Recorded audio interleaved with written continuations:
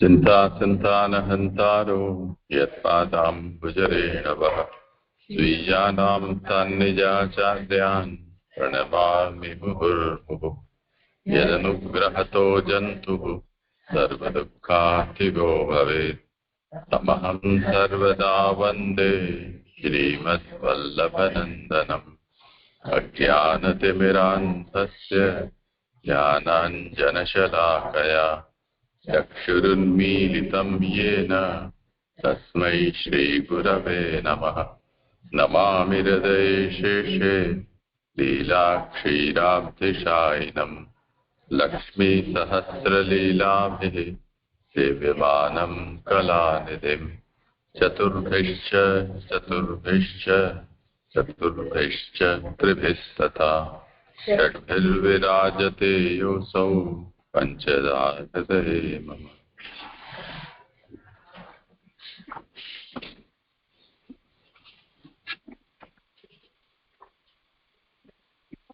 જે દંડવત પ્રણામ. મારે નિરૂપણ કરવાનો વારો છે. કરું છું? હા, કરો. શાસ્ત્રાર્થ આનંદરૂપ હરિની આનંદમય લીલા.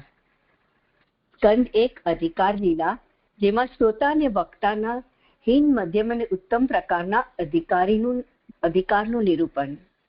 સ્કંદ 2 સાધન લીલામાં શ્રી કૃષ્ણની 10 લીલાઓનું સર્વાંગ શ્રવણ, કીર્તન, સ્મરણ કરવું અને તેમાં તત્વધ્યાન, રસપ્રસાદ અને મનનું નિરૂપણ. હવે સ્કંદ 3 હરિની 10મી લીલા, તેમાં ત્રીજા સ્કંદમાં તે સર્ગ લીલા. સર્ગ એટલે કારુણ્યની ઉત્પત્તિ.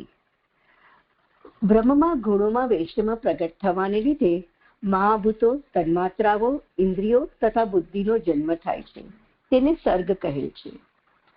પ્રકરણો કરતા સર્ગના આ સ્કંદમાં 4 પ્રકરણ છે. પહેલું પ્રકરણ અધિકાર, જે 1 થી 4 અધ્યાયમાં. બીજું પ્રકરણ સૃષ્ટિ પ્રકરણ, તેમાં સૃષ્ટિના 5 પ્રકાર, જે અધ્યાય 5 થી 12 કહેલા છે.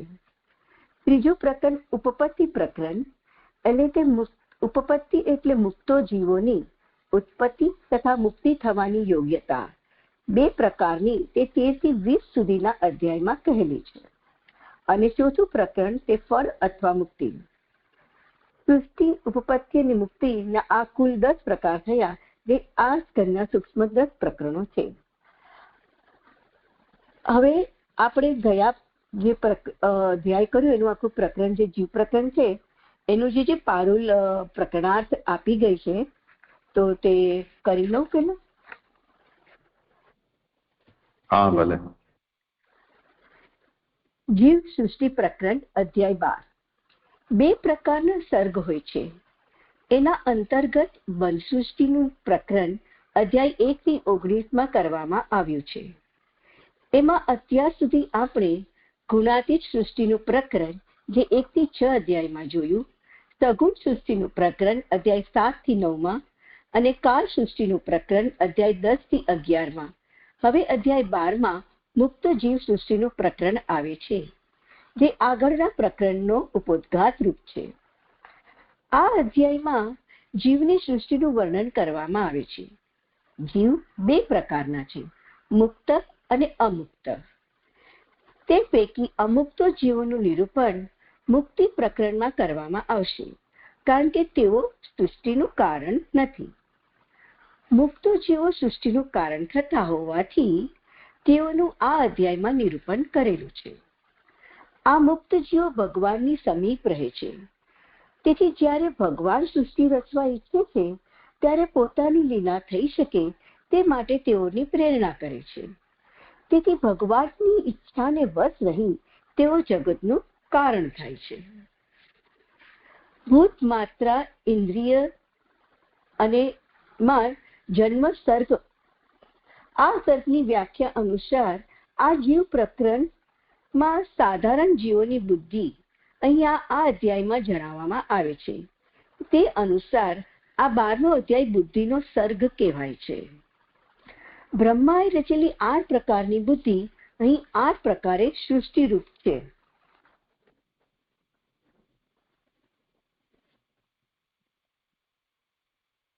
હવે એક સેકન્ડ.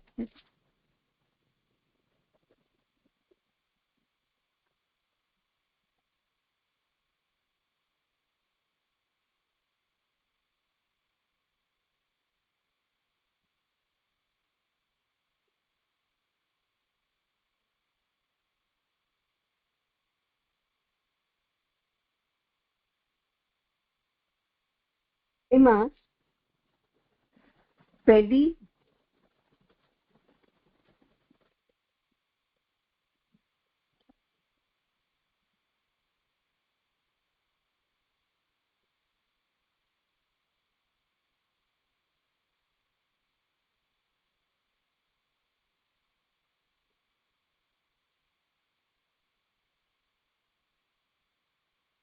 સૃષ્ટિ તે 5 વિભાગવાળી અવિદ્યા જેની અધિષ્ઠાત્રી દેવતા છે તેની સૃષ્ટિ કહી છે. બ્રહ્માએ પહેલા અંધતા મિશ્ર, તામિશ્ર, મહામોહ, મોહ અને તમઃ આવી અવિદ્યાના કાર્યરૂપી સૃષ્ટિ રચી. તામિશ્ર વગેરે પ્રકારની પહેલી બુદ્ધિ પ્રાકૃત છે. પછી બીજી સૃષ્ટિ જે શ્લોક 3 થી 4 માં કહી તે 5 પ્રકારની દેવતાએ રચાયેલી જોઈને બ્રહ્માએ તે પાપી સૃષ્ટિને જોઈને પોતાની અવગણના કહી. અહીં પછી ભગવાનનું ધ્યાન ધરીને સનાતન અને સનત કુમાર એમ બ્રહ્મચર્ય પાડનાર ક્રિયારહિત મુનિઓનો ઉત્પન્ન કર્યા. આ દેવતાવાળી એક કારવાળી જ્ઞાનમાં સ્થિતિવાળી જે બુદ્ધિ તે બીજી બુદ્ધિ છે. સનકાદી મુનિઓએ હરિમાં સંગ હોવાને કારણે સૃષ્ટિના કાર્યમાં એમની રુચિ ન હતી. તેથી જ્ઞાનમાં સ્થિતિવાળી આ બીજી બુદ્ધિ દોષવાળી કહી છે.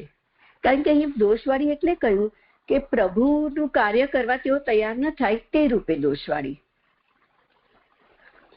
પછી શ્લોક 5 થી 20 માં જ્યારે આ મુનિઓએ બ્રહ્માજીની આજ્ઞાનું પાલન ન કર્યું ત્યારે બ્રહ્માજીને ક્રોધ ઉત્પન્ન થયો અને વળી અવિદ્યા જે એમને ઉત્પન્ન કરેલી હતી તે તેમની પાસે જ હતી.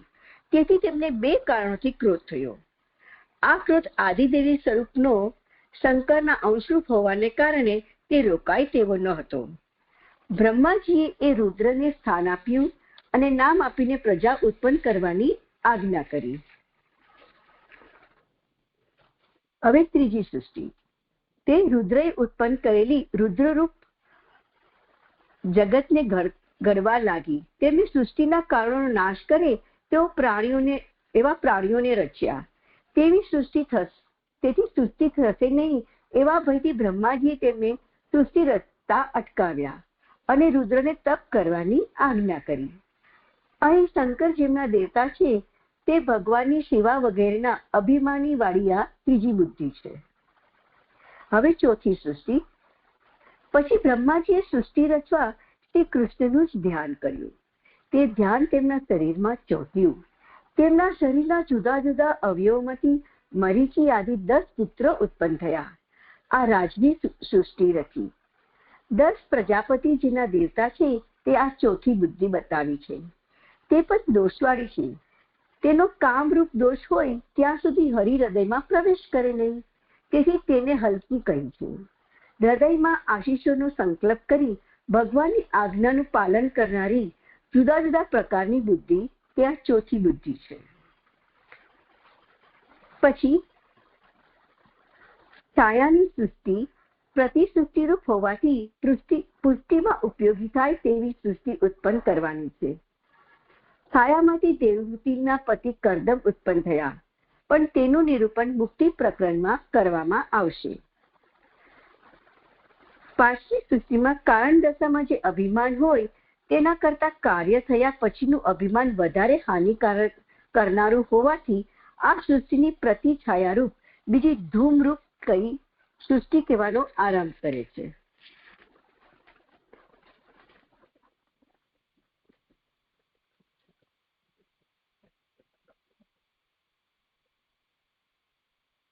પછી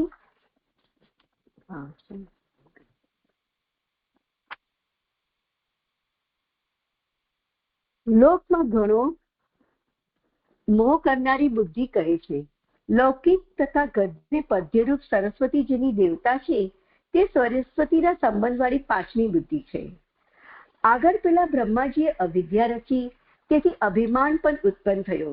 વળી સૃષ્ટિમાં બધા પુરુષો રચેલા, તેથી હવે વાણીરૂપ સરસ્વતી એકલી સ્ત્રી રચેલી. આ બ્રહ્મા યજ્ઞરૂપ હોવા છતાં અધિક સૃષ્ટિ રચવાની ઈચ્છાથી અહીં તેમણે એવો વિચાર કર્યો કે વાણી લૌકિક હોવા છતાં હું તેને ગ્રહણ કરું. અધર્મના બુદ્ધિ કરેલા તે પિતાને જોઈને મરીચી વગેરે મુનિઓએ બ્રહ્માજીને રોક્યા. એમને કારણ આપ્યા કે પહેલા ઉત્તમ પુરુષોએ તે કરેલ નથી, તે અપકીર્તિ કરાવનારી છે, જગતનો નાશ કરાવનારી છે. તે પ્રમાણે પુત્રો દ્વારા સમજાવતા બ્રહ્માજીએ તે દેહનો ત્યાગ કર્યો. તે તજેલો દેહ પ્રતિ સૃષ્ટિરૂપ હોવાથી ધૂમરૂપ થયો. આ પ્રમાણે સૃષ્ટિના પ્રસંગથી પ્રતિસૃષ્ટિ કહી રાજસ સૃષ્ટિના 2 પ્રકારો જણાવી આગળ સાત્વિક સૃષ્ટિ જણાવે છે. હવે છઠ્ઠી સૃષ્ટિ. ઉપર કયા પ્રમાણે તામસ જીવની સૃષ્ટિ ઉત્પન્ન ન થઈ ત્યારે બ્રહ્માજીએ ફરી સૃષ્ટિ ઉત્પન્ન કરવા ધ્યાન ધર્યું, એટલે વેદોની ઉત્પત્તિ થઈ. તેથી શબ્દોના લૌકિક અને અલૌકિક પ્રકારોની ઉત્પત્તિ થઈ. વેદ પર પ્રવીણતાવાળી છઠ્ઠી બુદ્ધિ થઈ. વેદ જેમના દેવતા છે તે વેદના અભ્યાસમાં તત્પર રહેનારી છઠ્ઠી બુદ્ધિ છે. હવે સાતમી સૃષ્ટિ. બ્રહ્માજીએ ચિંતનથી વેદના અંગો સાથે વેદનો અર્થ પણ ઉત્પન્ન કર્યો. ઉપવેદો અને તેના સહિત 4 હોમ કરનારાઓના કર્મનું તંત્ર, ધર્મના 4 ચરણો તેમજ આશ્રમોની વૃત્તિઓ પ્રગટ થયા. વેદનો અર્થ જેનો દેવતા છે તે વેદના અર્થમાં રહેલી સાતમી બુદ્ધિ છે. તે વેદના અર્થમાં સંબંધવાળી અને યોગ તથા ઉપાસનાવાળી છે. આ રીતે લૌકિક અને અલૌકિકના ભેદથી નામ સૃષ્ટિ ઉત્પન્ન થઈ. જીવના રૂપ નામની સૃષ્ટિ થતા નામોની અખંડ પ્રવૃત્તિ રહે તે માટે આ સૃષ્ટિનું મૂળ શબ્દ બ્રહ્મ હોવાનું જણાવી તેનું સ્વરૂપ શ્લોક 45-46 કહેલું છે. આ રીતે આદિદેવી સૃષ્ટિ કહીને હવે સાત્વિક આદિભૌતિક સૃષ્ટિ કહે છે, તે જે 8મી સૃષ્ટિ. જ્યારે બ્રહ્માજીએ જોયું કે મરીચી વગેરે ઋષિઓથી પણ સૃષ્ટિનો વિસ્તાર ન થયો, તેથી તેઓ ફરીથી સૃષ્ટિ રચવાનો વિચાર કરવા લાગ્યા. પોતાના પ્રયત્ન કરવા છતાં પણ કાર્ય થતું ન હતું, તેથી તેમને દેવ ઈચ્છાથી વિઘ્ન થાય છે એમ જાણ્યું. પછી ફરી એમને ભગવાનનું ચિંતન કર્યું. ત્યારે ભગવદ ઈચ્છાથી જ બ્રહ્માના શરીરના 2 વિભાગ થયા. દેહના તે 2 વિભાગોથી યુગલ ઉત્પન્ન થયું. તેમાં જે પુરુષ હતો તે ચક્રવર્તી સ્વયંભૂ મનુ હતો, અને જે સ્ત્રી હતી તે શતરૂપા હતી. પછી મિથુન ધર્મથી પ્રજાઓ વધવા લાગી. હરિની ક્રીડાની ઈચ્છાને પૂર્ણ કરનારી મનુ દેવતાવાળી આ 8મી બુદ્ધિ છે જે સર્વથી ઉત્તમ છે. જે આ પ્રકરણાર્થ પૂરો થયો. હવે હું 13મા અધ્યાયનું પારાયણ કરું છું. અધ્યાય 13મો. યજ્ઞાત્મા વરા ભગવાનનો પ્રાદુર્ભાવ, જે પાના નંબર 464 ઉપર છે. એવં દ્વાદશમ દા સર્ગ ત્રિવિધો યુવપદાદિત તસ્ય કારણ રૂપમ હિયાદશમ તદિહોચ્યતે. એ રીતે 3. હા, આ કારિકા છે. અચ્છા, સોરી, મારે ખાલી હમણાં શ્લોકાર્થ કરી દેવાનો. સોરી.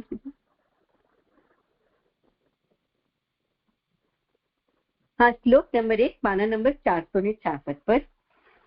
શ્રી શુક ઉવાચ નિત્યમ્ય વાચમ વદતો મુને. શ્લોકાર્થ. હે નૃપ, કથા કહેતા મુનિની ઘણી પવિત્ર વાણી સાંભળીને વાસુદેવની કથામાં આદરવાળા કૌરવે ફરી પ્રશ્ન કર્યો. શ્લોક 2.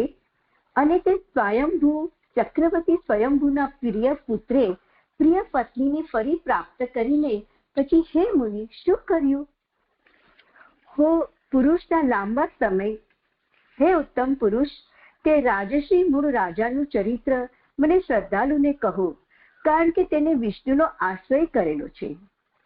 હો પુરુષના લાંબા સમય સુધીના ઘણા શ્રમથી કરેલા સંપૂર્ણ શ્રવણનું કવિઓએ પ્રશંસા કરેલું પ્રયોજન એ છે કે જેમના હૃદયમાં મુકુંદનું ચરણ કમલ હોય તેમના ગુણો પાછળથી શ્રવણ કરવું. શ્લોક 5. એ પ્રમાણે કહેતા વિનયવાળા 1000 મસ્તકવાળા ચરણના આસનરૂપ વિદુરને ભગવાનની કથામાં પ્રેરતા મુનિએ આનંદથી રોમાંચિત થઈ નીચે પ્રમાણે કહ્યું. જ્યારે સ્વયંભૂ મનુ પોતાની પત્ની સાથે ઉત્પન્ન થયો ત્યારે 2 હાથ જોડી પ્રણામ કરી વેદ ગર્વ બ્રહ્માને આ કહ્યું. પુત્રના 2 કાર્ય છે. પેલા પિતાની સેવા અને તેમની આજ્ઞા પ્રમાણે વર્તવું, કારણ કે અહીં 2માં સંદેહ છે, તેથી 2ની વિજ્ઞપ્તિ કરે છે. શ્લોક નંબર 7. મનુરુવાચ. આમ સમર્થ સર્વ પ્રાણીઓને જન્મ આપનાર આજીવિકા આપનાર પિતા છો, છતાં પણ અમો પ્રજાને માટે આપની સેવા શાથી થાય? હે સ્તુતિ કરવા યોગ્ય, આપને નમસ્કાર. જે કરવાની અમારી શક્તિ હોય તેવા કર્મોમાં જે કરવાથી આ લોકમાં સર્વત્ર યશ અને પરલોકમાં સદગતિ થાય તે કહો. બ્રહ્મવાચ. શ્લોક 9. હે વાલા, હું તારા ઉપર પ્રસન્ન છું. હે ભૂપતિ, તમો બેનું કલ્યાણ થાવ, કારણ કે મને આજ્ઞા કરો એમ નિષ્કપટ હૃદયથી આત્મા સાથે તમે સર્વ સમર્પણ કરેલું છે. હે વીર, પુત્રોએ પિતાની આટલી સેવા કરવાની છે કે સાવધાન અને ઈર્ષ્યા વિનાના રહી આદરપૂર્વક શક્તિ પ્રમાણે તેમની આજ્ઞા પાડવી. તે તું આ સ્ત્રીની અંદર ગુણો વડે પોતાની સમાન પુત્રો ઉત્પન્ન કરી પૃથ્વીનું ધર્મથી પાલન કર અને યજ્ઞોથી ભગવાનનું પૂજન કર. મારા માટે પ્રજાનું રક્ષણ કરવાથી મારી ઉત્તમ સેવા થાય. પ્રજાનું રક્ષણ કરનાર તારા ઉપર ભગવાન ઋષિકેશ પ્રસન્ન થાય છે. યજ્ઞ સ્વરૂપ ભગવાન જનાર્દન જેમના ઉપર પ્રસન્ન થયેલા નથી તેમનો શ્રમ વ્યર્થ છે, કારણ કે તેને પોતાની મેળે આત્માનો આદર કરેલો નથી.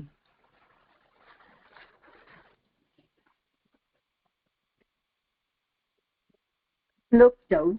મનુવાચ. હે પાપનો નાશ કરનાર, હું આપ ભગવાનની આજ્ઞામાં રહીશ. પણ હે પ્રભુ, પ્રજાઓ માટે અને મારા માટે અહીં સ્થાન આપો. જે સર્વ પ્રાણીઓનું સ્થાન પૃથ્વી છે તે પ્રલયના જલમાં ડૂબેલી છે. હે દેવ, આ દેવીને બહાર કાઢવાનો પ્રયત્ન કરો. પરમેશ તો જલની અંદર તે મૈત્રુવાચ. પરમેશ તો જલની અંદર તે પ્રમાણે ડૂબી ગયેલી પૃથ્વીને જોઈને બુદ્ધિથી લાંબા સમય સુધી વિચાર કર્યો કે હું આને કેવી રીતે બહાર કાઢીશ.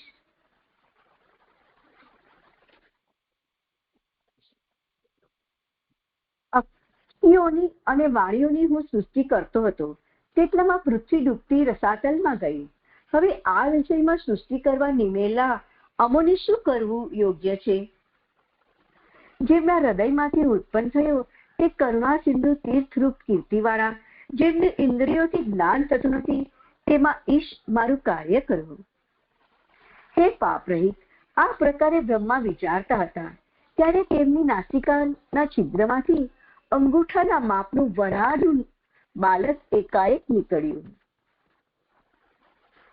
હે ભારત, તેમના દેખતા આકાશમાં રહેલ વરાળનું બાલક એક ક્ષણમાં ખરેખર હાથી જેટલું બહુ વધ્યું. તે ઘણું અદ્ભુત થયું. મર્ષિ જેઓમાં મુખ્ય હતો તેવા બ્રાહ્મણો, કુમારો અને મનુ સાથે તે વરાળનું સ્વરૂપ જોઈને બ્રહ્માએ જુદા જુદા પ્રકારના તર્ક કર્યા. અરે રે, વરાળના આકારમાં રહેલું આ કયું દિવ્ય પ્રાણી છે? અહો, આ મારી નાસિકામાંથી નીકળ્યું તે આશ્ચર્ય છે. અંગૂઠાના ટેરવા જેટલા દેખાતા એક ક્ષણમાં પર્વત પરથી ગબડેલા પથ્થર જેવા થયા. ચોક્કસ મારા મનને ખેદ પામતા આ યજ્ઞ ભગવાન જ હશે. એ પ્રમાણે પુત્રો સાથે તે બ્રહ્મા વિચાર કરતા હતા ત્યારે ઉત્તમ પર્વત જેટલા ભગવાન યજ્ઞ પુરુષે ગર્જના કરી. શક્તિમાન હરિએ દિશાઓમાં પડઘા પાડતી પોતાની ગર્જનાથી બ્રહ્માને અને તે ઉત્તમ બીજોને હર્ષ ઉત્પન્ન કર્યો.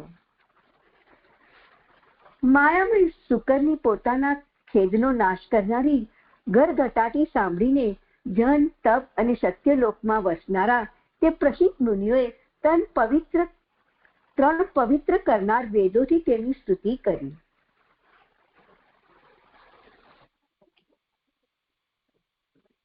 વેદમાં કહેલા યજ્ઞના સમૂહરૂપ મૂર્તિવાળાએ તે સત્પુરુષના પોતાના ગુણોનું નિરૂપણ કરતા વેદનો નિશ્ચય કરીને દેવોના ઉદય થાય તે માટે ફરી ગર્જના કરીને ગજેન્દ્રના જેવી લીલા કરતા જલમાં પ્રવેશ કર્યો.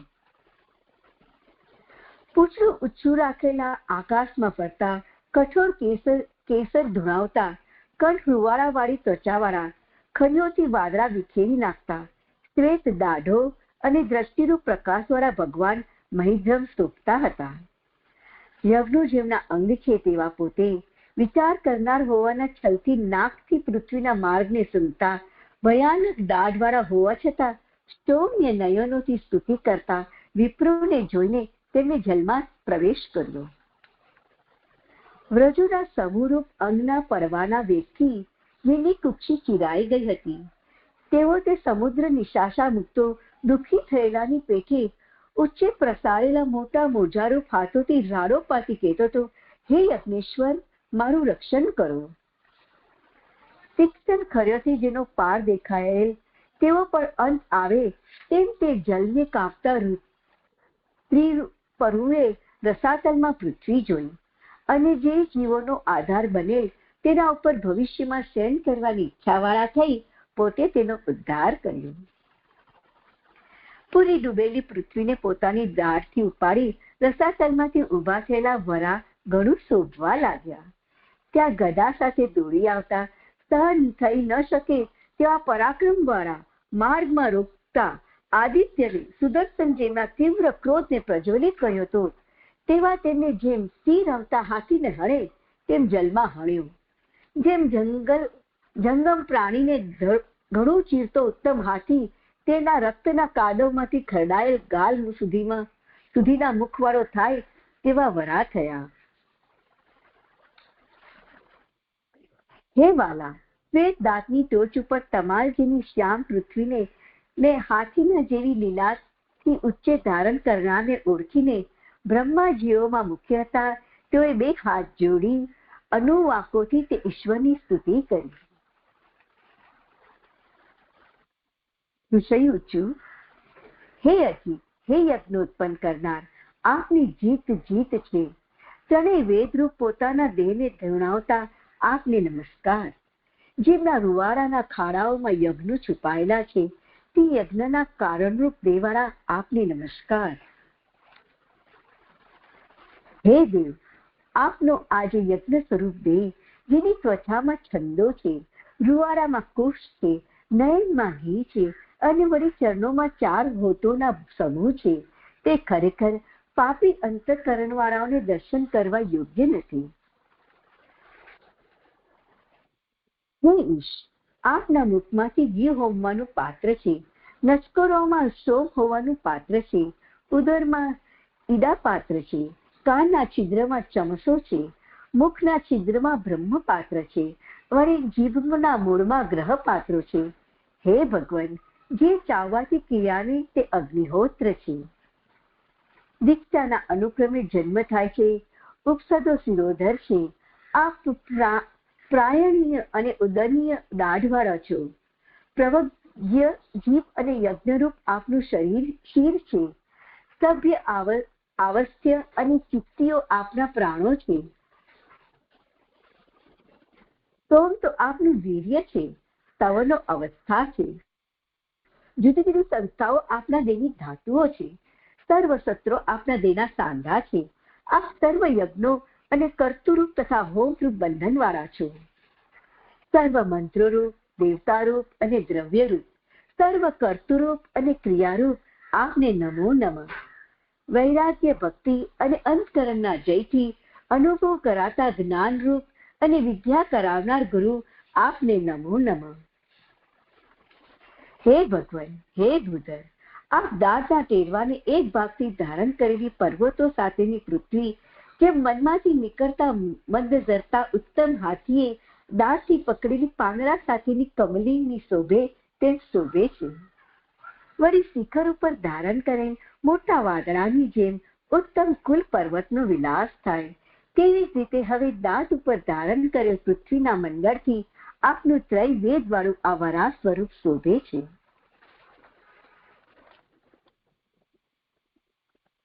સ્થાવરો સાથે જંગમોની ઉન્નતિ માટે આપ આપની પત્ની અને સર્વની માતાનું સારી રીતે સ્થાપન કરો. આપ પિતા છો. જેમ અગ્નિમાં આપે અગ્નિ મૂકેલો છે, તેમ જેની અંદર પોતાનું તેજ આપે મૂકેલું છે, તેવી આને અમે આપની સાથે નમન કરીશું. હે પ્રભુ, આપથી બીજો કોણ રસાતલમાં ગયેલી ભૂમિને બહાર લઈ આવવાનું આપનું કાર્ય માને? વિશ્વ જેની અંદર વિસ્મયરૂપ છે, તેવા આપ જેમને માયાથી આ ઘણું વિસ્મયરૂપ જગત રચેલું છે, તેના માટે આશ્ચર્યકારક નથી. હે ઈશ, પોતાનું વેદમય શરીર ધુણાતા આપની સત્તાની શિખામાંથી નીકળેલા કલ્યાણરૂપ જલના બિંદુઓથી સ્પષ્ટ થયેલ અમો જન, તપ અને સત્યલોકમાં વસનારાઓને આપે ઘણા પવિત્ર કરેલા છે.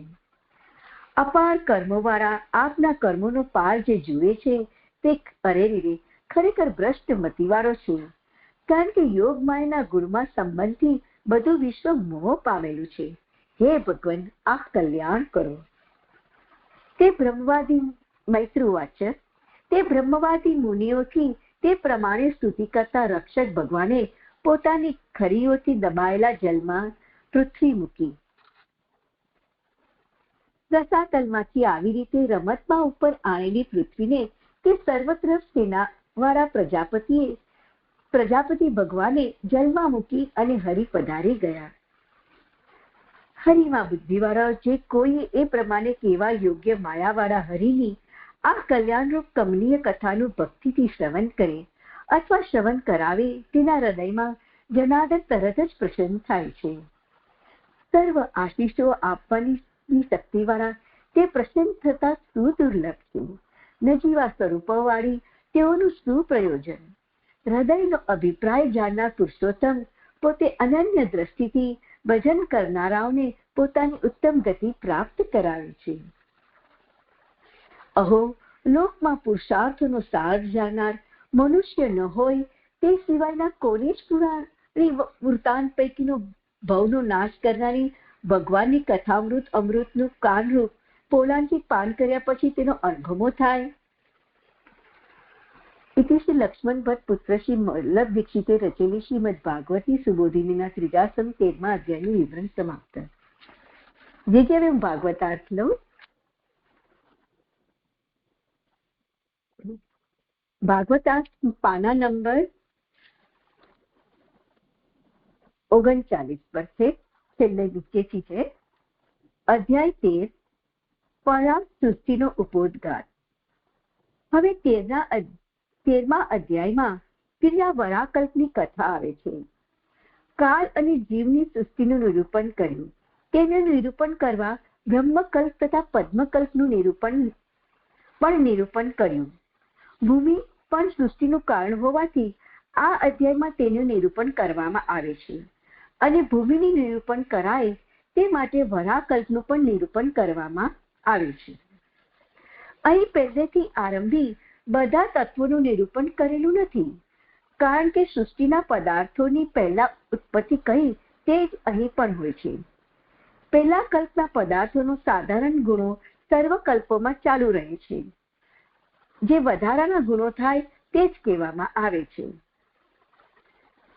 તે વધારાના ગુણો જો કોઈ પદાર્થના સ્થળે થાય તો તે પદાર્થના સ્થાનોનો લોપ થાય. એટલે કે પહેલાના કલ્પમાં અહીંયા ન હોય તો પછી એ સ્થાનોનો લોપ થઈ જાય. વરાકલ્પમાં ભૂમિની સ્થિતિ પહેલા જેવી ન હતી, તેથી ભૂમિ કમલમાંથી અથવા ભગવાનના જગનમાંથી ઉત્પન્ન થયેલી હોવાનું પદ્મકલ્પ અને બ્રહ્મકલ્પમાં કહેલું છે. તેનો અહીં લોપ થાય છે, કારણ કે અહીંયા બીજી રીતે સૃષ્ટિ થઈ રહી છે. ભૂમિની સ્થિતિ એ કલ્પો કરતા વરાકલ્પમાં જુદા પ્રકારની હોવાથી તે આ અધ્યાયમાં કહેલી છે.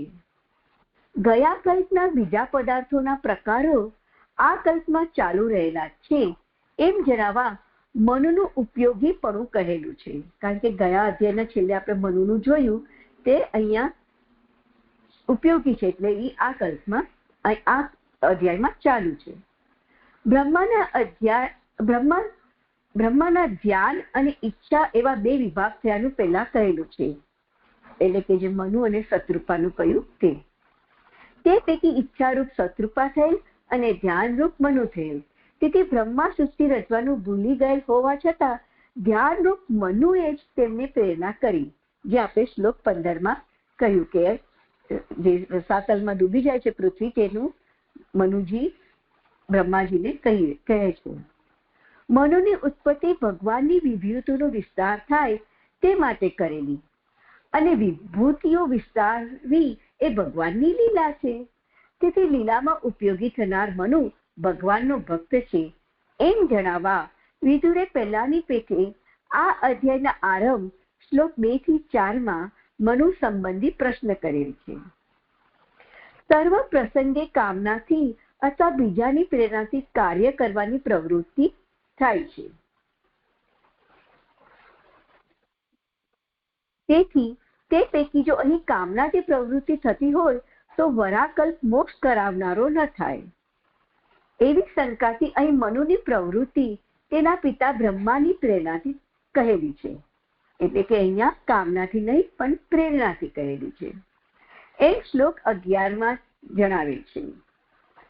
શ્લોકમાં બ્રહ્માએ મનુને સંતાન ઉત્પન્ન કરવાની, બીજું પ્રજા અથવા પૃથ્વી ધર્મ પ્રમાણે પાલન કરવાની અને ત્રીજું ભગવાનના યજ્ઞો કરવાની એવી 3 પ્રકારના કાર્ય કરવાની આજ્ઞા કરેલી.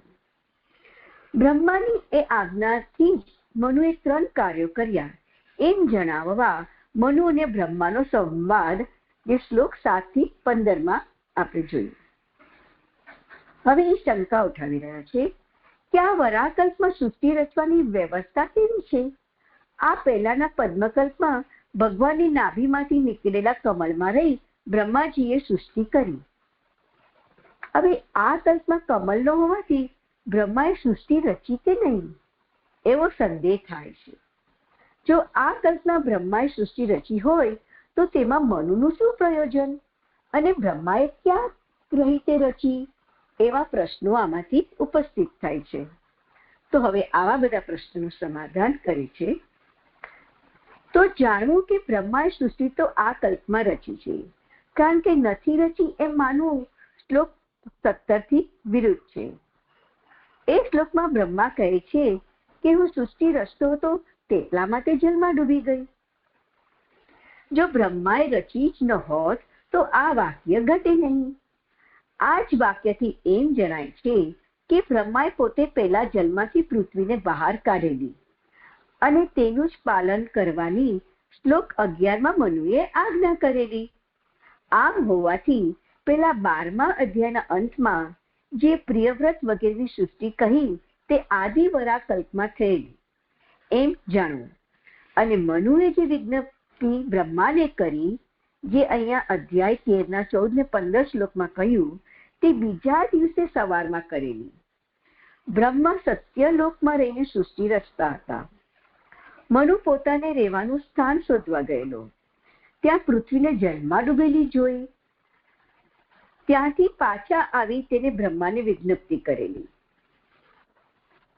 હવે પાના નંબર 41 પર બ્રહ્માને મનુની આવી વિજ્ઞપ્તિની શી જરૂર એવો પ્રશ્ન થાય તો જાણવું કે આદિવરા કલ્પ બ્રહ્માના તે દિવસના અંતે જ્યારે પૃથ્વી જલમાં ડૂબી દેખાતી બંધ થઈ તે સમયે જ, તેથી સહેજ જ પહેલા બ્રહ્મા સત્યલોકમાં ગયેલા અને ત્યાં બીજા દિવસની સૃષ્ટિ કરતા હતા. તે સમયે સવારે મનુએ તેમને આ શ્લોક 14 થી 15 થી વિજ્ઞપ્તિ કરેલી. એમ હોય તો શ્લોક 17માં બ્રહ્માએ હમણાં જ પૃથ્વી ડૂબતી રસાતાલમાં ગઈ એમ કેમ કહે એવો પ્રશ્ન થાય. તો જાણવું કે મનુની એવી વિજ્ઞપ્તિ કરી ત્યારે ઘણા નિકટ સમયમાં જ પૃથ્વી ડૂબી ગયેલ હોવાથી બ્રહ્માએ હમણાં જ ડૂબી એમ કહેલું. બ્રહ્માએ વિચાર્યું કે જો હું ફરીથી પૃથ્વીને જલમાંથી બહાર કાઢીશ તો પણ પહેલાની પેઠે તે ફરી ડૂબશે. તેથી તેમને પોતાની સર્વ ઇન્દ્રિયોને વશ કરી આદરપૂર્વક પરમાત્માનું ધ્યાન ધર્યું.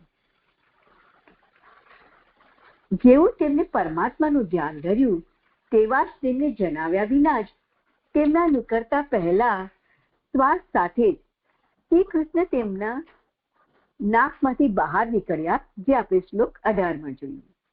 આથી એમ જાણવું કે ભક્ત દુઃખોનો નિશ્વાસ મૂકે તે પહેલા જ ભગવાન પ્રગટ થાય છે. શ્રી કૃષ્ણ બ્રહ્માના નાકમાંથી વરાહ સ્વરૂપથી બહાર નીકળેલા. કેવા કૃપાળુ પ્રભુ છે.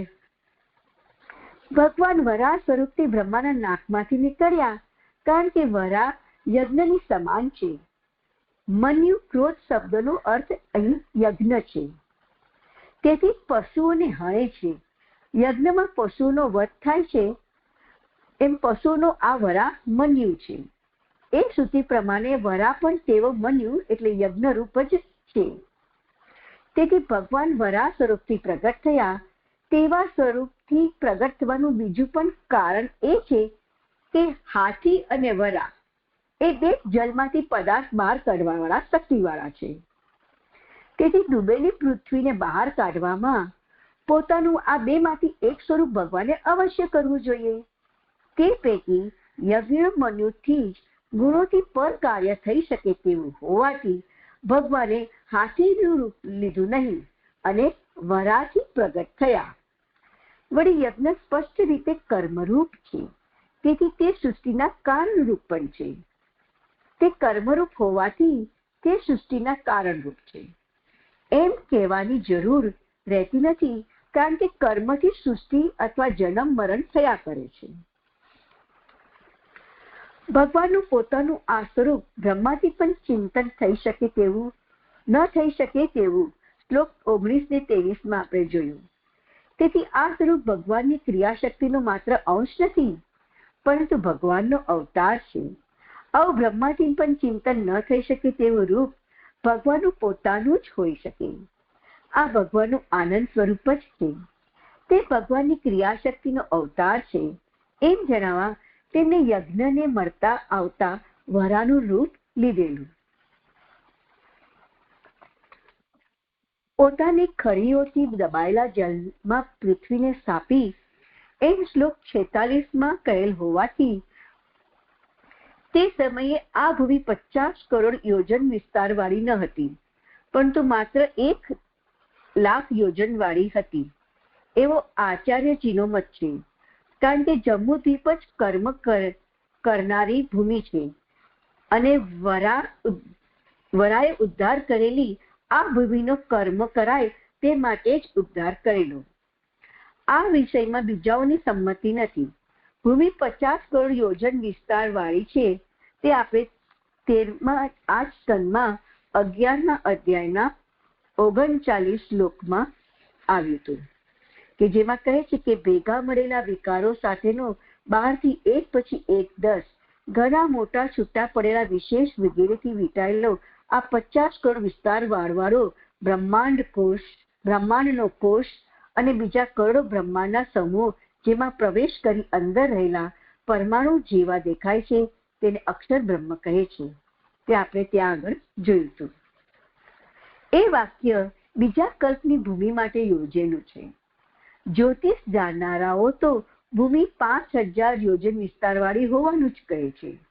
1,00,000નો 20મો ભાગ ગણવામાં આવે તો પણ 5000 થાય અને તેઓ ફળ જણાવવા ભૂમિ તેટલા વિસ્તારની હોવાનું કહે છે. આ ભૂમિ જ્યોતિષ ચક્રમાં રહેલી છે. જ્યોતિષ શાસ્ત્રનું કામ શુભ અથવા અશુભ ફળ જણાવનારું છે અને તે 20મો ભાગ લેવાથી પણ જાણી શકાય તેવું હોવાથી તેમ કરવાથી નાના આંકડાનું સહેલાઈથી જ્ઞાન થઈ શકે તેવું હોવાથી જ્યોતિષ શાસ્ત્ર જાણનારાઓએ 20મો ભાગ લઈ 5000 યોજન વિસ્તારવાળી ભૂમિ હોવાનું કહેલ છે એમની સુવિધા માટે. તેથી 1,00,000 યોજન વિસ્તારવાળી માનવી યોગ્ય છે. કારણ કે જમ્બૂદ્વીપ જ કર્મ કરવાની ભૂમિ છે અને તેનો વિસ્તાર 1,00,000 યોજનો છે, જે આપણે 5મા સ્કંદના 16મા અધ્યાયમાં આ જ વાત કહેલી છે.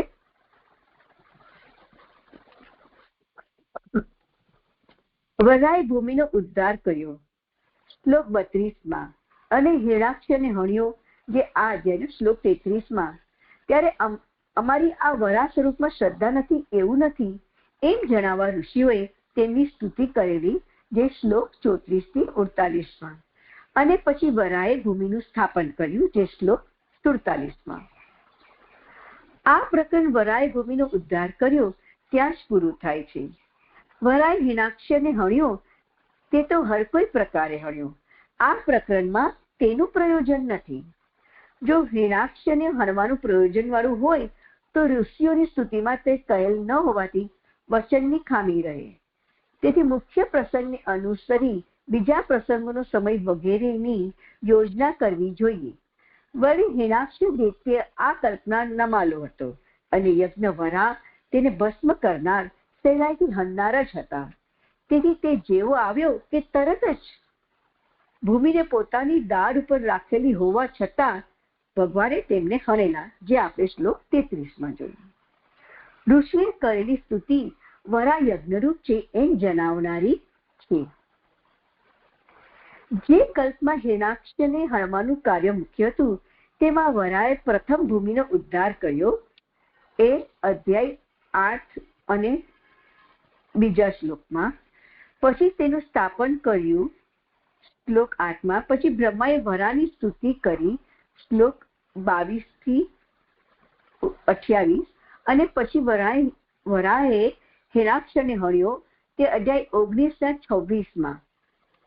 તો એમાં 19:26માં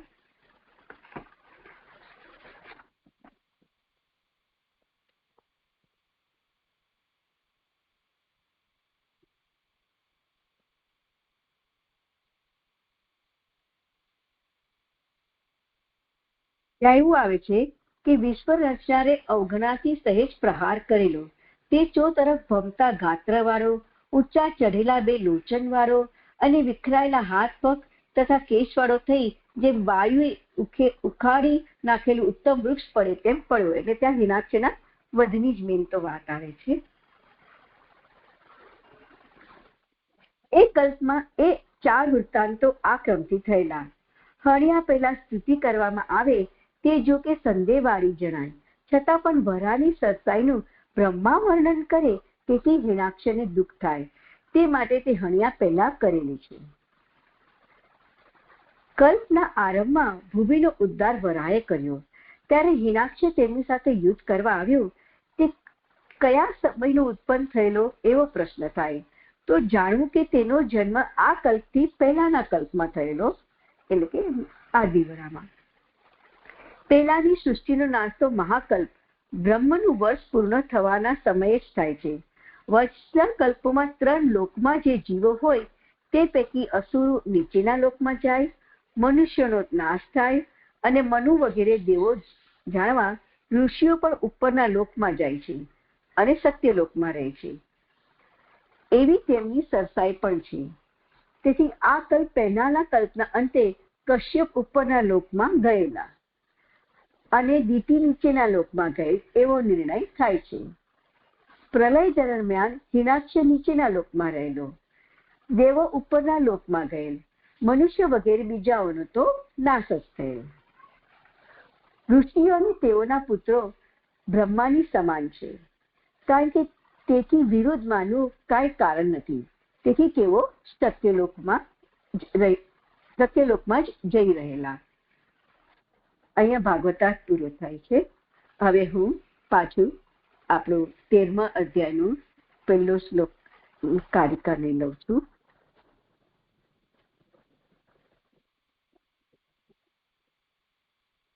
પાના નંબર 464, અધ્યાય 13મો. યજ્ઞાત્મા વરા ભગવાનનો પ્રાદુર્ભાવ. એવં દ્વાદશમતા સર્ગઃ ત્રિવિધો રૂપપાદિતઃ તસ્ય કારરૂપમ હિ યાદષ્ટમ તદિહોચ્યતે. એવી રીતે 3 પ્રકારની સૃષ્ટિનું 12 પ્રકારે નિરૂપણ કર્યું. તે સૃષ્ટિના કારણ રૂપ જ છે. જે 3 પ્રકારની સૃષ્ટિનું કહ્યું તે આપણે પહેલા અધ્યાયની માં જ આવે છે, જે કે અધિકાર, હરિ અને એના કાર્યના સંબંધમાં ગુણોના ભેદથી મહાભૂત, તન્માત્રા, ઇન્દ્રિય અને બુદ્ધિ, એવી રીતે 12 પ્રકારનું નિરૂપણ આવ્યું. અને જે સૃષ્ટિના કારણરૂપ છે તે અહીં 13મા અધ્યાયમાં કહેવામાં આવે છે. સર્વ વેદાર્થ રૂપી વરા ઇતિ વિશ્રુતઃ સત એવ કારમ સૃષ્ટો વૈદિક્યામિતિ નિશ્ચય. કારણ કે વરા સર્વ વેદોના અર્થરૂપ છે એમ પ્રસિદ્ધ થયું છે. એની પહેલા નંબરની ફૂટનોટ છે કે વરા વેદના અર્થરૂપ હોવાથી સૃષ્ટિના કારણરૂપ છે એવો અર્થ છે. એ જ વૈદિક સૃષ્ટિમાં કારણરૂપ છે એવો નિશ્ચય છે. કારિકા 3. અન્યથા પ્રાકૃતિ સૃષ્ટિ સ્વપ્ન તુલ્યેવ સા ભવેત યતો વૈદિક સૃષ્ટિત્વ જ્ઞાપનાય વરાહતા. તેમ ન હોય તો સૃષ્ટિ પ્રાકૃત થવાને લીધે તે સ્વપ્નની સમાન જ હોય. તેથી વૈદિક સૃષ્ટિ હોવાનું જણાવવા વરાપણું કહે છે. એટલે તેમ ન હોય તે એટલે કે જો સર્વ વેદના અર્થરૂપ ભગવાન ઉપાદાનના રૂપથી પ્રવેશ ન કરે તો, એટલે જો ભગવાન આવી રીતે પ્રવેશ ન કરે તો સૃષ્ટિ પ્રાકૃત થવાને લીધે તે સ્વપ્નની સમાન જ હોય અને તેથી વૈદિક સૃષ્ટિ હોવાનું જણાવવા વરાપણું કહેલ છે. ભૂમિસ્તુ દેવયજનમ રોમભી બહિર્ષ્યો ભવ પાત્રાની સર્વાવય વૈ તેન યજ્ઞસ્થ યોદશે. ભૂમિ તો યજ્ઞ કરવાનું સ્થાન છે. રૂવાડામાંથી બલિ ઉત્પન્ન થાય છે. બધા વરાના અવયવથી યજ્ઞના પાત્ર થાય છે. તેથી 13મા અધ્યાયમાં યજ્ઞનું નિરૂપણ કરેલું છે. તેમાં ફૂટનોટ નંબર 3. વરા યજ્ઞરૂપ હોવાથી વેદના અર્થરૂપ છે એવો અર્થ છે. કારિકા 5. સૃષ્ટયર્થ તસ્ય ભવનમિત્યર્થ સત્સંગતિ તથા બ્રહ્મના સહ સંવાદો મનો કલ્પાંતરે પુનઃ. સૃષ્ટિની પ્રવૃત્તિ થાય તે માટે તે ઉત્પન્ન થયેલ છે. 4 નંબરની ફૂટનોટ છે કે સૃષ્ટિની પ્રવૃત્તિ માટે એટલે કે યજ્ઞ ઉત્પન્ન થાય તે માટે વરાની ઉત્પત્તિ છે. જો વરારૂપથી ભગવાન પ્રગટ ન થાય તો યજ્ઞની પ્રવૃત્તિ ન થાય અને તેથી આ પ્રયોજનથી જ વરાનું પ્રાગટ્ય થયેલું. આ જ વરાના પ્રાગટ્યનું પ્રયોજન છે અને તે માટે જ વરાનું પ્રાગટ્ય છે એ પ્રમાણે સંગતિ થાય છે. વળી મનુનો બ્રહ્મા સાથેનો સંવાદ બીજા કલ્પમાં થયેલો. તેની 5 નંબરની ફૂટનોટ. કથામાં 2 શંકાઓ રહે છે. એક 13:11-33 પ્રમાણે બીજા પરાર્થનો પહેલો દિવસ છે.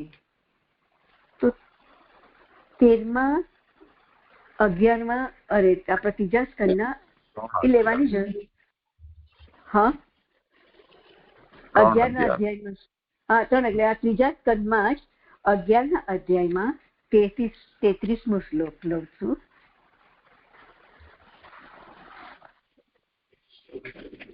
તેમાં કહે છે કે તેમના આયુષ્યનું જે અર્ધ તે પરાર્થ કહેવાય. પહેલો પરાર્થ પૂરો થઈ ગયો, હમણાં બીજો ચાલે છે.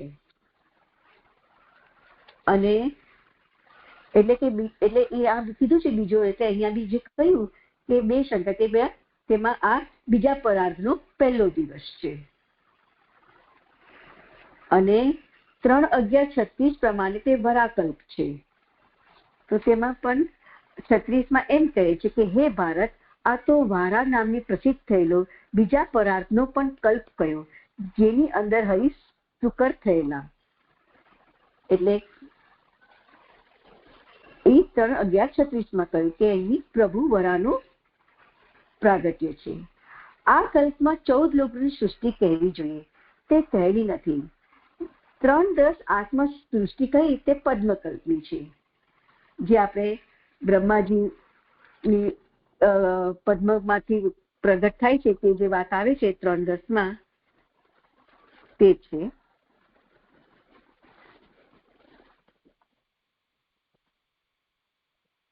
તેમાં કહે છે કે પછી ભગવાનના કર્મથી પ્રેરાયેલા બ્રહ્મા તે કમલની કડીમાં પ્રવેશ કરી તે એકના ઘણા પ્રકારે વિભાગ કર્યા. તેમાં 3 અને 14 વિભાગ થયા. હવે આગળ તેથી 12મા અધ્યાયમાં સૃષ્ટિ કહી તેનો આધાર શું હતો? તે સૃષ્ટિનો આધાર કલ્પવા જોઈએ. વળી તે આધારવાળી હોય તો મનુ અને બ્રહ્માના સંવાદમાં આ અધ્યાયમાં ભૂમિ ડૂબી ગયાનું કહે છે તે ઘટતું નહીં. એટલે કે મનુને શત્રુપાથી આગળ સૃષ્ટિ કરવાની જે 12મા અધ્યાયમાં વાત આવી, પણ એનો આધાર તો કોઈ જોઈએ ને, સૃષ્ટિ ઉત્પન્ન ક્યાં કરે એના માટે સ્થાન જોઈએ.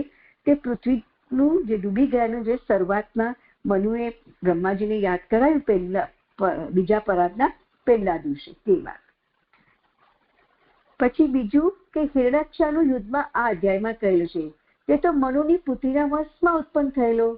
મનુને તો સંતાન ઉત્પન્ન કરવાની આ અધ્યાયમાં બ્રહ્માએ આજ્ઞા કરે છે. તેથી સંતાન થયા પહેલા હિરણ્યાક્ષ સાથેનું વરાનું યુદ્ધ થવાનું સંભવતું નથી.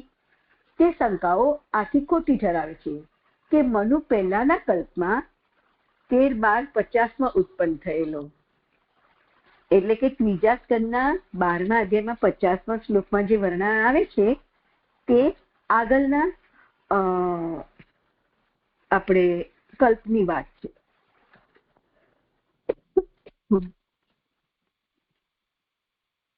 તો તેમાં શું આવે છે?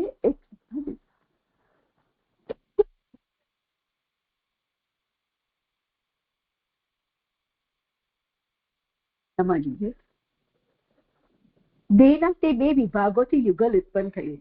તેમાં જે પુરુષ હતો તે તો ચક્રવર્તી સ્વયંભુ મનુ હતો. જે સ્ત્રી હતી તે આ મહાત્માની શત્રુપા નામની મહારાણ હતી. પછી મિથુન ધર્મથી પ્રજાઓ ખરેખર વધવા લાગી.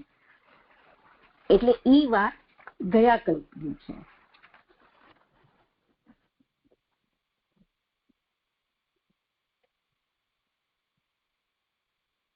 તેઓ 5 સંતાનો પણ તે કલ્પમાં ઉત્પન્ન કરેલા. તે જ અધ્યાયના એટલે 12મા જ અધ્યાયના 52મા શ્લોકમાં આવે છે કે એ લોકો ત્યાં આગળ 5 સંતાનો ઉત્પન્ન થાય છે.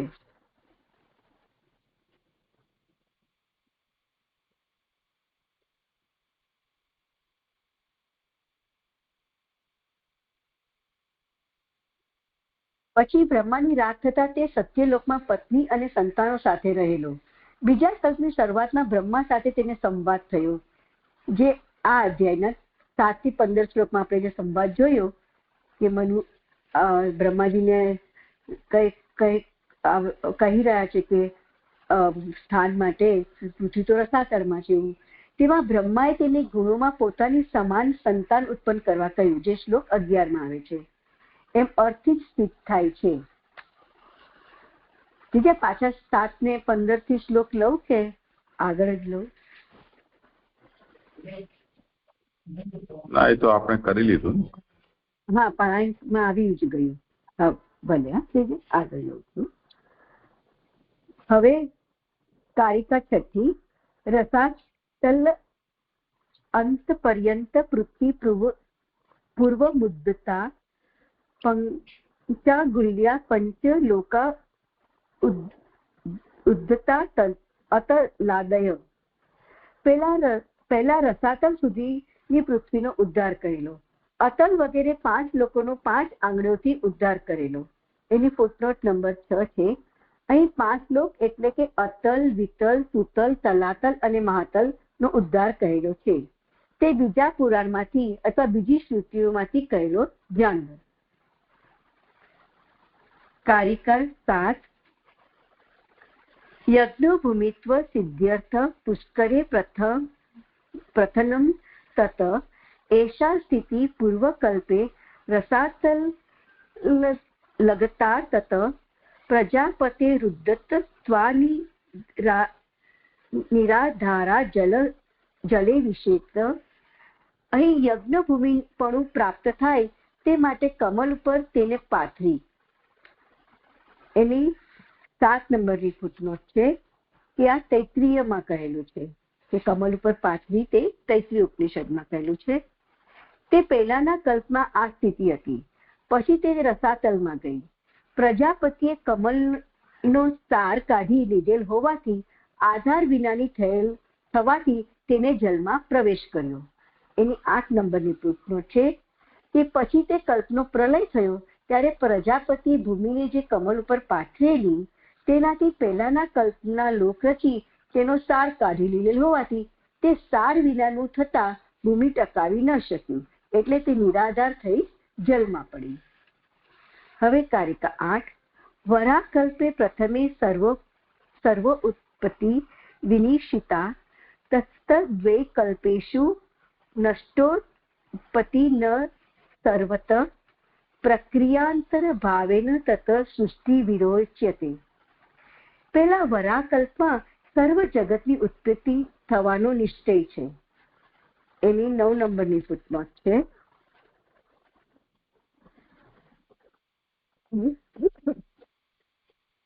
એની આખી પહેલા અહીંયા કારિકા લઈ લો, પછી ફૂટનોટ આખામાં છે એટલે લો. પછી તેના પેટા કલ્પોમાં નાશ પામેલાઓની ઉત્પત્તિ કરેલી, સંપૂર્ણ પ્રકારે ઉત્પત્તિ કહેલી નહીં. તેથી અહીં જુદી વ્યવસ્થા પ્રકારથી સૃષ્ટિ થવાનું કહે છે. એટલે હવે 9 નંબરની ફૂટનોટ જોઈએ કે આ અધ્યાયના 13મા શ્લોકમાં 17મા શ્લોકમાં નો અર્થ જોતા સર્વ જગતની ઉત્પત્તિ થયેલી હોવાનું નક્કી થાય છે. પછી તેના પેટા કલ્પોમાં સર્વ જગતની નહીં પણ નાશ પામેલ લોકની જ ઉત્પત્તિ કરી. આ વૃત્તાંત નીચે પ્રમાણે હોવાનું જણાય છે.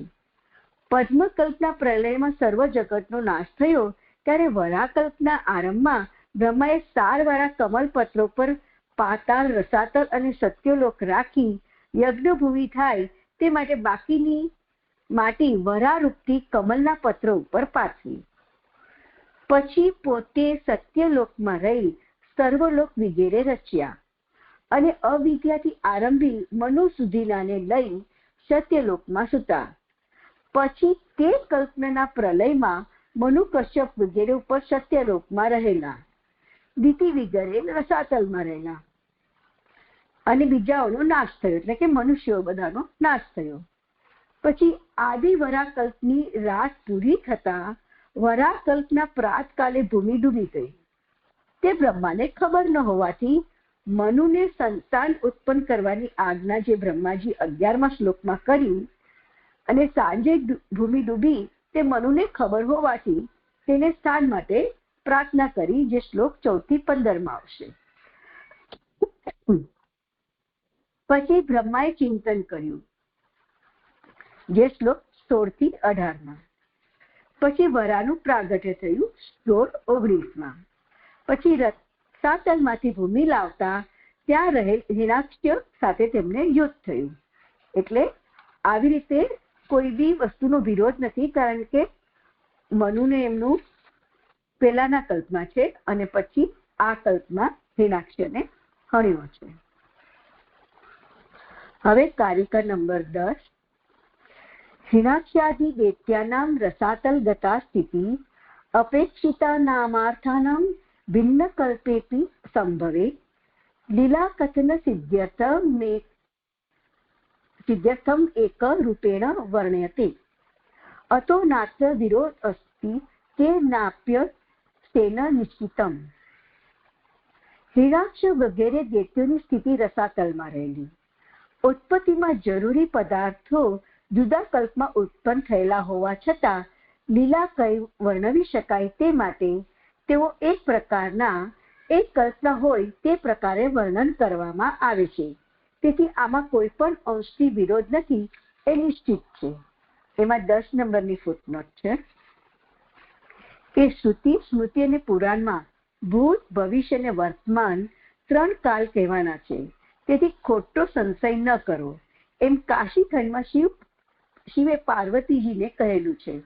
તે પ્રમાણે આ પુરાણ હોવાથી જુદા જુદા કલ્પની કથા ભેગી કહેલી છે. તે પ્રમાણે કહેવાનું પ્રયોજન આ વાક્યથી કહેલ છે. એટલે ત્યાં ભૂત ભવિષ્ય અને વર્તમાન બધું સમાન. એ પ્રમાણે ગયા અધ્યાયના કારિકા 12 એ પ્રમાણે ગયા અધ્યાયના અંતે સૃષ્ટિ ઉત્પન્ન કરવા માટે મનોની ઉત્પત્તિ કરી. તે કેવી રીતે સૃષ્ટિ ઉત્પન્ન કરે એ વિચાર કરવાનો છે. એની 11 નંબરની ફૂટનોટ છે.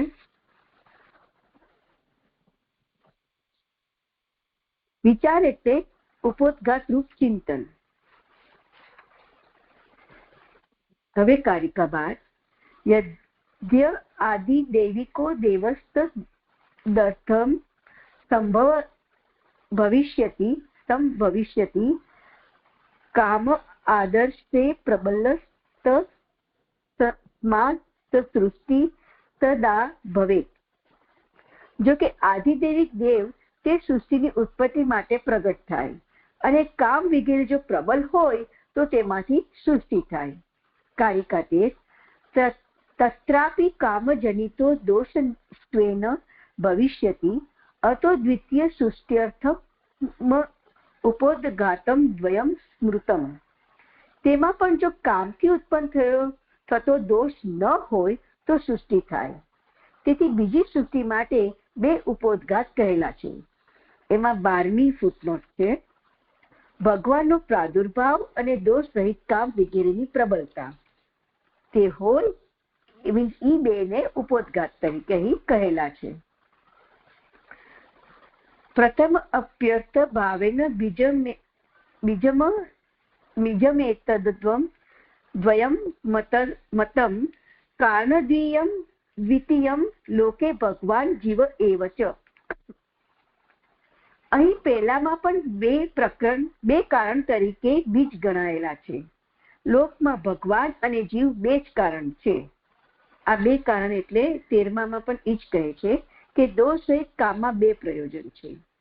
કે પહેલું ભગવાનનો પ્રાદુર્ભાવ થાય ત્યારે સેવા કરવા સેવકોની જરૂર, અને બીજું કર્મ વગેરેનો નાશ થવાથી ફળથી સેવકોની ઉત્પત્તિ થવામાં અનુકૂળપણું.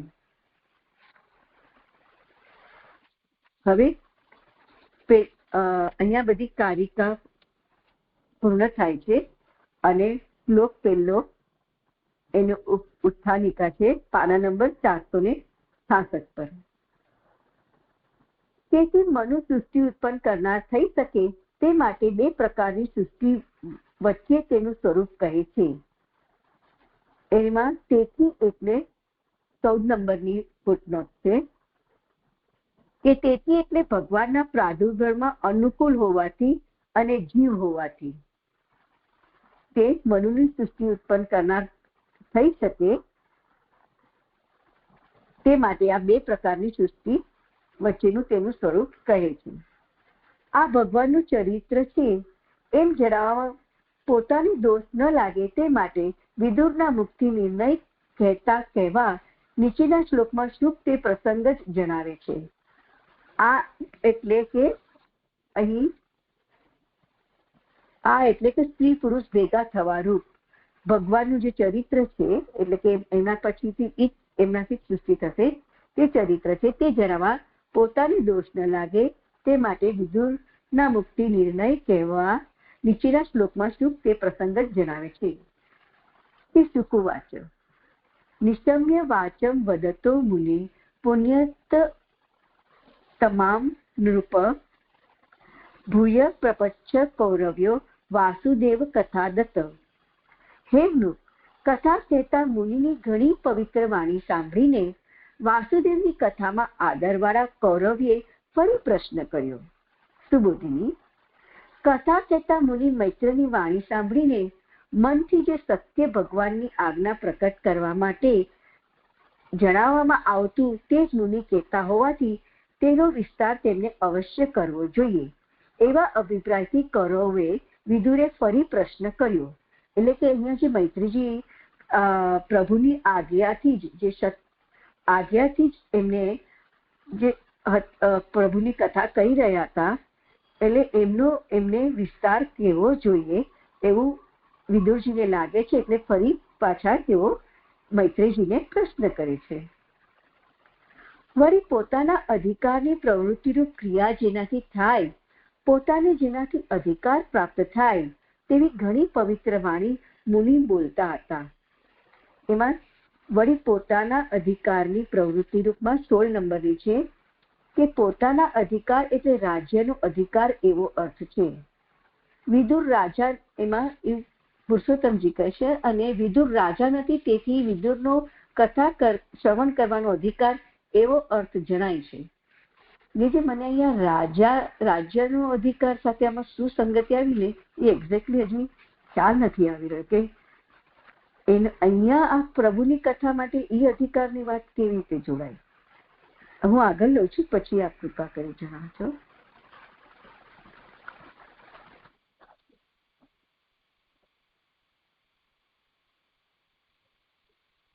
હે નૃપ, એ રાજાનું સંબોધન એમ જણાવનારું છે કે કથાનું શ્રવણ રાજાને સુખ ઉત્પન્ન કરે છે. વિદુરનું હે કૌરવ્ય વિશેષણ તે કથાને દ્રઢ કરનાર હોવાનું જણાવનારું છે. એમાં 17 નંબરની વિશેષણની છે કે અહીંયા સંબોધન જોઈએ, એટલે કે વિશેષણની જગ્યાએ સંબોધન જોઈએ, અને તે કથાને દ્રઢ કરનાર હોવાનું જણાવનારું છે. વાસુદેવની કથામાં આદરવાળા એ વિદુરનું વિશેષણ એમ જણાવે છે કે મૈત્રેય પ્રસંગને લીધે પણ વાસુદેવની કથા કહેશે એવા વિચારથી વિદુર રાજા મનુના ચરિત્ર સંબંધી પ્રશ્ન કરે છે, પરંતુ રાજા ઉપરના સ્નેહને લીધે કરતા નથી. એટલે કે વિદુરજીને અહીંયા કઈ મનુ રાજા પર કઈ પ્રીતિ છે એટલે જ નથી પ્રશ્ન કર્યા, પણ એમના ચરિત્રથી કથા તો મૂળ પ્રભુના ચરિત્રની જ આવવાની છે, તેના માટે તેઓ પ્રશ્ન કરે છે. જે શ્લોક સંપન્ન થયો, દંડવત પ્રણામ. જે છે ખાલી મને એક અહીંયા આટલું નહીં સમજાયું કે એ વિદુરજી માટે કે છે ને કે પોતાના અધિકાર એટલે રાજ્યનો અધિકાર એવો, એ ફૂટનોટ્સનું અહીંયા કેવી રીતનું કનેક્શન છે નહીં સમજાયું. કારણ કે અહીંયા તો વિદુરજી પ્રશ્ન કરી રહ્યા છે પ્રભુની કથા આગળ એમની વિસ્તારથી કહે તે માટે, એમાં આવી રીતના અધિકારની કેવી રીતે વાત આવી છે. દંડ પ્રણામ.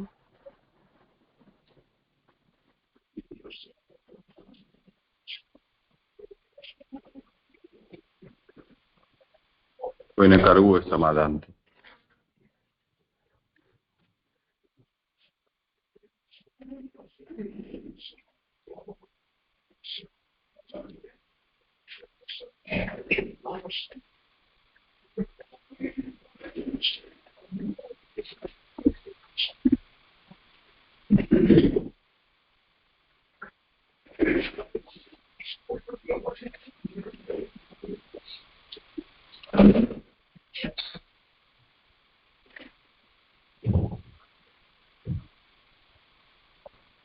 જે પ્રણામ મળે તો પ્રશ્ન છે. બીજો પ્રણામ. અચ્છા, અહીંયા જે એક પછી એક ઉવાચો આવી રહ્યા છે ને ધડાધડ, એમાં કોણ શું ઉવાચ અને કોણ કોને પૂછી રહ્યું છે એમાં ઘણો. તો શુક ઉવાચ, પછી બીજામાં વિદુર, પાંચમામાં શુક, છઠ્ઠામાં મૈત્રેય, સાતમામાં મનુ, નવમામાં બ્રહ્મા. એમાં બધું ભેજાનું દહીં થઈ જાય એવું છે. એટલે વિદુર ને અહીંયા નૃપ માનીને કહી રહ્યા છે એવું આ અર્થ કરી રહ્યા છે નાનુભાઈ. ને અહીંયા નૃપ પદમાં જો શુક ઉવા છે તો શુક અને વિદુરનો તો કોઈ ભેટો થવાનો પ્રસંગ નથી. શુક તો નૃપ કહેશે તો પરીક્ષિતને જ કહેશે. તો જેમ હે નૃપ, કથા કહેતા મુનિની ઘણી પવિત્ર વાણી સાંભળીને. કયો મુનિ?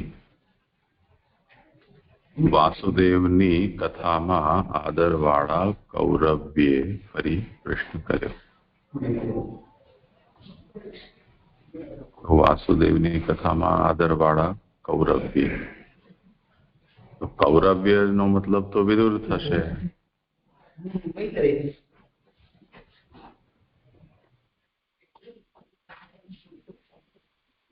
એટલે મુનિને મૈત્રેયને વિદુરે ફરીથી પ્રશ્ન કર્યો. એવું શુક નૃપને એટલે પરીક્ષિતને કહી રહ્યા છે. તો મુનિ કથા કહેતા મૈત્રેયની વાણી સાંભળીને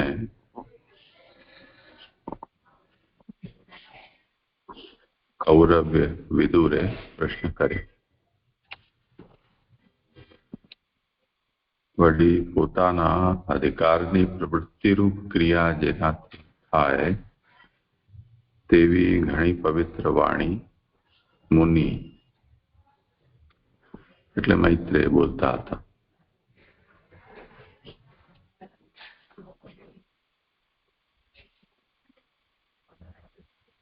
પોતાના અધિકારની પ્રવૃત્તિરૂપ ક્રિયા એનો અર્થ પુરુષોત્તમજીએ કર્યો છે રાજ્યનો અધિકાર, અને પોતાનો અધિકાર મતલબ આમણે કર્યો છે વિદુર.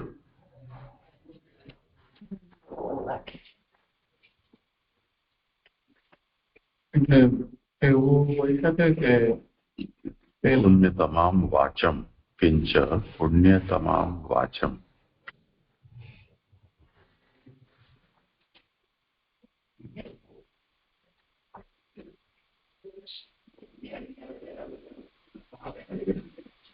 अधिकार प्रवृत्ति क्रिया रूपाम वाचम.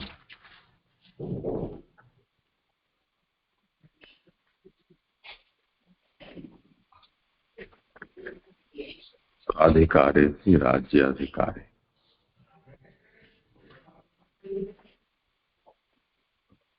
વિદુર જો અર્થ લઈએ તો સ્વાધિકારનો મતલબ શું થાય? શ્રવણાધિકાર. એ વિદુરનો કથા શ્રવણ કરવાનો અધિકાર એવો અર્થ છે. બીજા શ્લોકમાં સ્પષ્ટ થઈ જાય છે. આ કોણ કોની કે છે, વિદુર કે છે મૈત્રેય, એ બીજા શ્લોકમાં એકદમ સ્પષ્ટ થઈ જશે.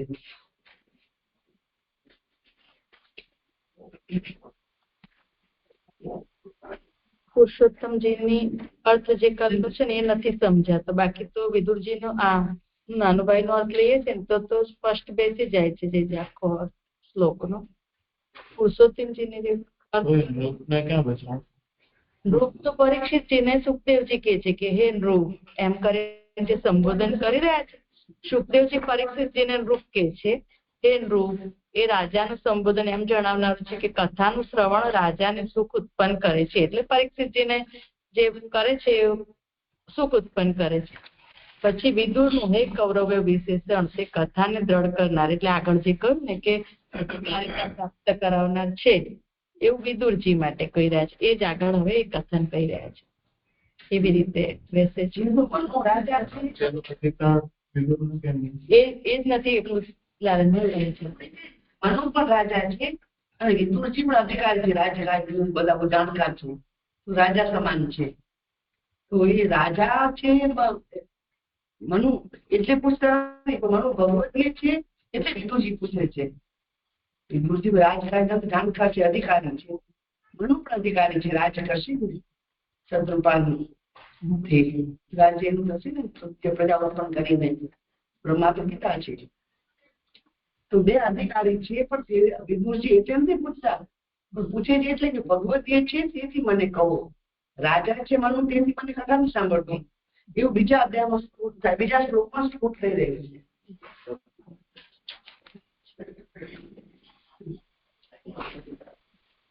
બીજા શ્લોકમાં થઈ જશે.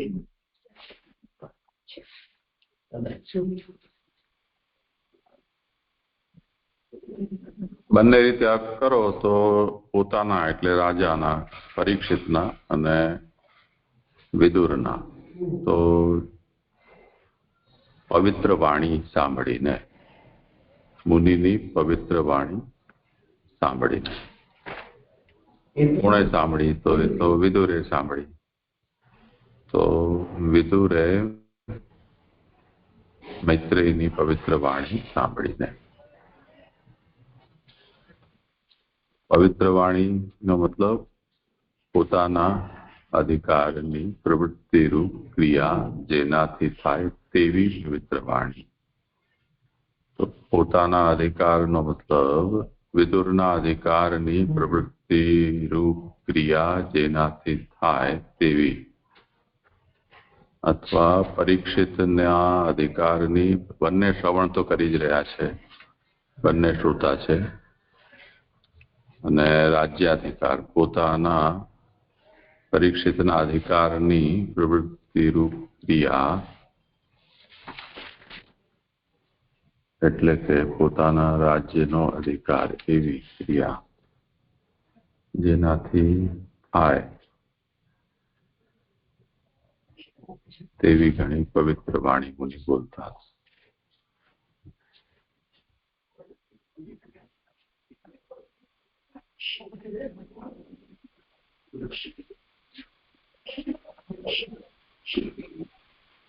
મને એવું લાગે છે કે સુખદેવજી ભાવ વિચાર કરી અને પરીક્ષિતને કહે છે મુનિ શબ્દથી, તો એ સંબોધન પુરુષોત્તમ અનુસાર રાજા પરીક્ષિતને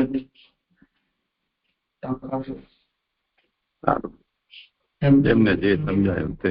પણ વાત એ છે કે સુખદેવ પરીક્ષિતને કહી રહ્યા છે અને મૈત્રેય વિદુરને કહી રહ્યા છે.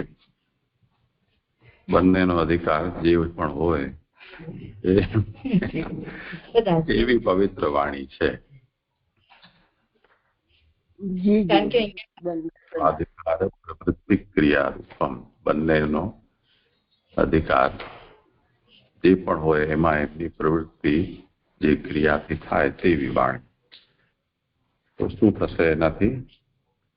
પરીક્ષિતનો અધિકાર હવે તો ઉપર જવાનો છે. રાજ્યનો અધિકાર છે ને જે, એટલે રાજ્યમાં અધિકાર તો પરીક્ષિતજીનો બી સિદ્ધ નથી કરવાનો હવે તો, કારણ કે હવે તો વાસુદેવની કથામાં પ્રીતિ વાળા થવાનો છે. બંનેની એ જ અવસ્થા છે આમ જોવા જઈએ તો. વિદુરજીની પણ એ અવસ્થા છે, તીર્થમાં છે હવે એમને. તો રાજ્યનો એટલે આ પુરુષોત્તમજીનો અર્થ એકલો જ નથી સમજાતો, બાકી તો ક્લિયર થઈ જાય છે. રાજ્ય તો ખેર વિદુરનો પણ બેસી જાય. અહીંયા જો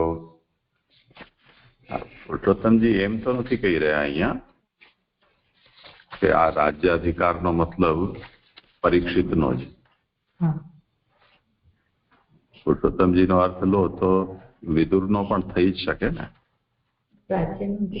હા, કેમ કે હવે તો એને શાપ નિવૃત્ત થયો છે ને, તો ફરી પાછો એ પોતે સ્વસ્થાનમાં જશે, એ તો રાજ્ય એનું છે જ. મહાપ્રભુજીએ આગળ નૃપથી તો પરીક્ષિતને સ્પષ્ટ કહી દીધું છે, એટલે પુરુષોત્તમજીને એમાં કોઈ સંશય હોય એવું તો સંભવ નથી જણાતું.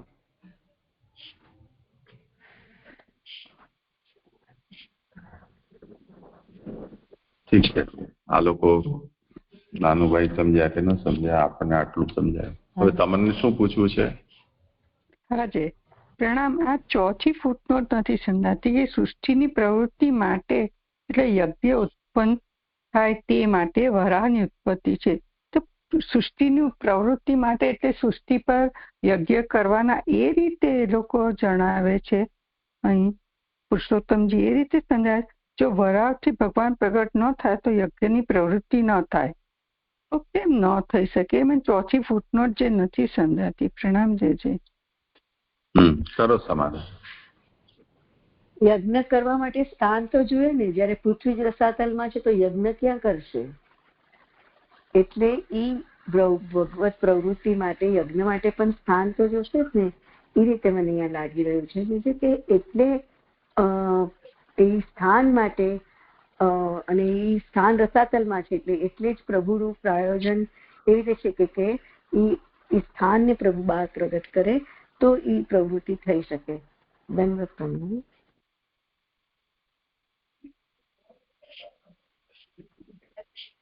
જે આગળ પણ જે કહે ને નથી વરારૂપ થી ભગવાન પ્રગટ ન થાય, યજ્ઞની પ્રવૃત્તિ ન થાય. એટલે ભગવાન વરાએ યજ્ઞ સ્વરૂપ છે એટલે પ્રગટ ન થાય તો પ્રવૃત્તિ ન થાય એવું પુરુષોત્તમજી કહી શકે છે. ના પિંકીબેને કીધું જ તે. એ રીતનું જ છે જે ઉપર જોઈ લો ને, ચોથા શ્લોક કારિકામાં એ વસ્તુ છે. ભૂમિ યજ્ઞ કરવાનું સ્થાન છે. રૂવાણામાંથી બલી હવે એવો યજ્ઞ પાત્ર, એવી રીતે અહીંયા યજ્ઞનું નિરૂપણ કર્યું છે. બરાબર છે. અને જે 8મી પણ ફૂટનોટ કે ને તે મને નથી સમજાતી કે પ્રજાપતિએ ભૂમિને જે કમલ ઉપર પાથરેલી તેનાથી પહેલાના કલ્પમાં લોક રચી તેનો સાર કાઢી લીધેલો હોવાથી, હવે સાર કાઢી લીધેલો હોવાથી એટલે શું સમજવાનું છે કે સાર વિનાનું થતા ભૂમિ એમ કે જલમાં પડી ગઈ, એટલે સાર કાઢી લીધેલાથી પુરુષોત્તમજી શું કહેવા માંગે એ નથી સમજાતું. જે પ્રણામ.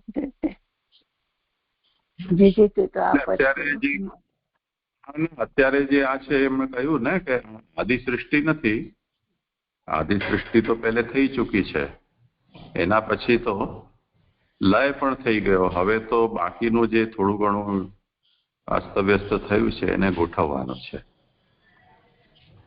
એ સંદર્ભમાં છે. તો આદિ સૃષ્ટિમાં અહીંયા કહ્યું તે પ્રમાણે કમલ ઉપર એને પાથરી અને એ રસાતલમાં ગઈ અને પ્રજાપતિ એનો સાર કાઢી લીધેલો.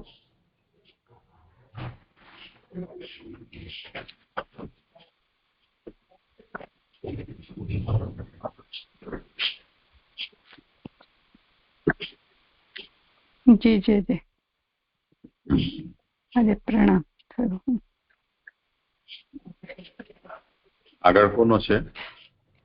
મારું અહીંયા પૂરું થયું. દંડવત. સારું, આજે અહીંયા